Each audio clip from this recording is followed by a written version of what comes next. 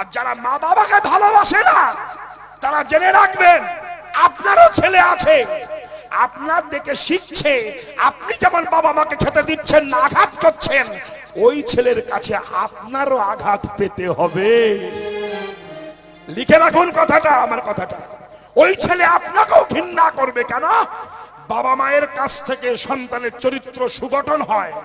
বাবা মা যদি অসভ্য হয়, সন্তানও অসভ্য হয়ে আপনাকে দংশন করবে, এটা শিওর। এই যে মায়েরা, আমরা তো অনেক সময় বলি সংসার ধর্মের উপরে ধর্ম নাই। ভুল কথা বলেন আপনারা, 100% ভুল। সংসার ধর্মের উপরে ধর্ম নাই ঠিক, কিন্তু বলুন তো কোন সংসারে ধর্ম আছে? দেখাতে পারেন? যে বাবা কুকুরের মতো খেটেছে, খেটে ছেলে মেয়ে মানুষ করেছে, সেই বাবা আর যদি প্যারালাইসিস গ্রস্ত হয়ে যায়, চলতে না পারে, সেই ছেলেরা আলাদা হয়ে ভালো মন্দ খায়, আর বাবা মা লোকের দরে ভিক্ষে করে খায়। এই সব ছেলে মেয়ের মুখ দেখাচ্ছে, কুকুরের মুখ দেখা ভালো। ধর্ম কোথায় আছে? ধর্ম আছে পৃথিবীতে? হ্যাঁ, স্বামী স্ত্রীকে ভালোবাসে না, স্ত্রী স্বামীকে ভালোবাসে না, ছেলে বাবাকে ভালোবাসে না, বাবা ছেলেকে ভালোবাসে না, গুরু ভক্তকে ভালোবাসে না, ভক্ত গুরুকে ভালোবাসে না। ধর্ম যে সংসারে নাই, কি হবে সে সংসার? আসতে আপনি বাড়িতে একটা মুরগি কিংবা ছাগল পুষেছেন, ছাগল যখন বাড়ি থাকে, আপনি দূর থেকে এসেছেন, ছাগলটা ছুটে গিয়ে আপনি মালিক, আপনাকে বিশ্বাস করে গা চাটছে, কি বিশ্বাস আপনারে করে, আর ওই ছাগলটাকে বিশ্বাসঘাতকের মতো নবমীর দিনে কেটে তার মাংস খাচ্ছেন। কোথায় আপনার ধর্ম দাঁড়িয়ে আছে? এটা কি ধর্ম নাকি? ধর্ম? মহাজন বলছে, জীবে প্রেম করে যেইজন সেইজন সেবিছে ঈশ্বর। 2000 লোককে কালকে কালে খেতে দেওয়া হবে। কেন? জীবে প্রেম করা হবে। 2000 লোককে ভাত খাওয়ালাম, জীবে প্রেম করলাম, আর বাড়ি যেয়ে মুরগি কেটে খেলাম, এটা তো জীবে প্রেম বলা হয় না ভাই। কেন? সর্বজীবে জানবে তুমি কৃষ্ণ অধিষ্ঠান। সমস্ত জীবের মধ্যে ভগবান আছে। আমরা একাদশীতেও মাংস খাই। সেদিন একাদশী এক ভদ্রলোক মাংস খাচ্ছে। আমি বললাম, দাদা আজকে দিনটা না খেলে হতো না। আমার উল্টে জ্ঞান দিচ্ছে। জানেন, আত্মা হচ্ছে ভগবান, আত্মা যা চায় গিলিয়ে যাও তাই বলে না অনেকে, লোভী মানুষরা বলে আত্মা ভগবান, আত্মা যা চায় না দিলে অন্যায় হয়। উনি বাবরি কি পণ্ডিত! মানে নিজের ভুলকে চাপার জন্য কত লেকচার শিখে রেখেছে। আত্মা মানুষের 5টা হয়, জীবাত্মা, ভূতাত্মা, পরমাত্মা, আত্মারাম, আত্মা রামেশ্বর। ভূতাত্মা কুখাদ্য খায় আর পরমাত্মা হরি নামামৃত সাধন করে। এখন যারা বলেন আত্মা যা চায় তা দিতে হয়, নইলে অন্যায় হয়, আমি আপনাদের বলছি, আপনি রাস্তা দিয়ে যাচ্ছেন, ভালো সুন্দরী একটা মেয়ে দেখেছেন কিংবা সুন্দর একটা ছেলে দেখেছেন, তখন আত্মা বলছে যদি একটু জড়িয়ে ধরতে পারতাম, গিয়ে দম করে জড়িয়ে ধরবেন। আর পাবলিক যখন ব্যাটাম দেবে তখন বলবেন আত্মা দিয়ে যায়। ভাবতে পারেন?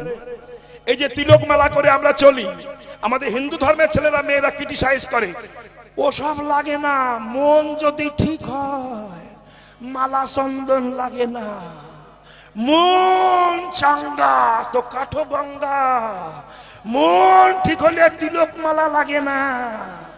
বলে না সিটিং বাজেরা, বলে না? এরা কারা? শালা ফার্স্ট ক্লাস সিটিং বাজ এই শালারা বলে। হ্যাঁ গো, বলে কি দেখবেন, বলে মালা লাগে না, তিলক লাগে না, মন ঠিক হলে সব। এই যে শোনা, মন ঠিক হলে সব হবে। ভুল। মনে যদি তোমাদের এত বিশ্বাসটা, মনে মনে বিয়ে করনি কেন? কি মনে মনে বাচ্চা নাওনি কেন? মনে মনে খাও না কেন? মন যদি এত বিশ্বাস হয়, কাল সকালবেলা 10টার সময় তুমি মেচেদা যাবে, ওখানে পুরো ল্যাংটো হয়ে ঘুরে বেড়াবে, এরকম ল্যাংটো হয়ে হেঁটে। লোকে যদি বলে এই প্যান পরিসনি কেন, তখন বলবে মন যদি ঠিক হয় প্যান পরা লাগে না, কাজ হবে।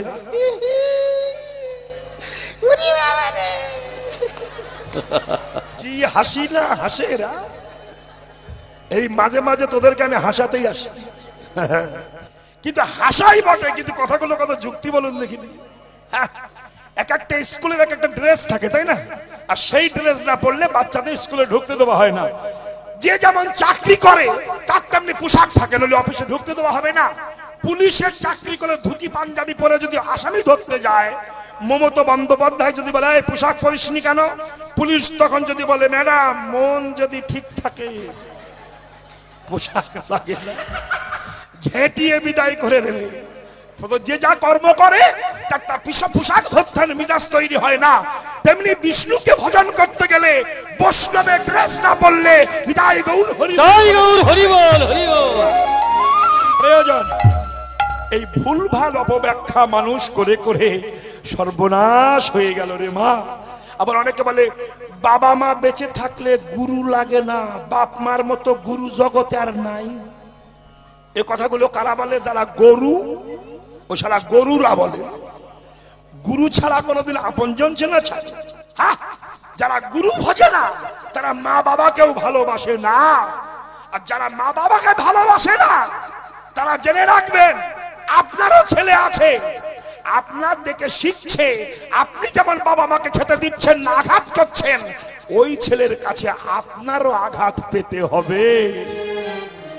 লিখে রাখুন কথাটা, আমার কথাটা। ওই ছেলে আপনাকেও ঘৃণা করবে কেন? বাবা মায়ের কাছ থেকে সন্তানের চরিত্র সুগঠন হয়।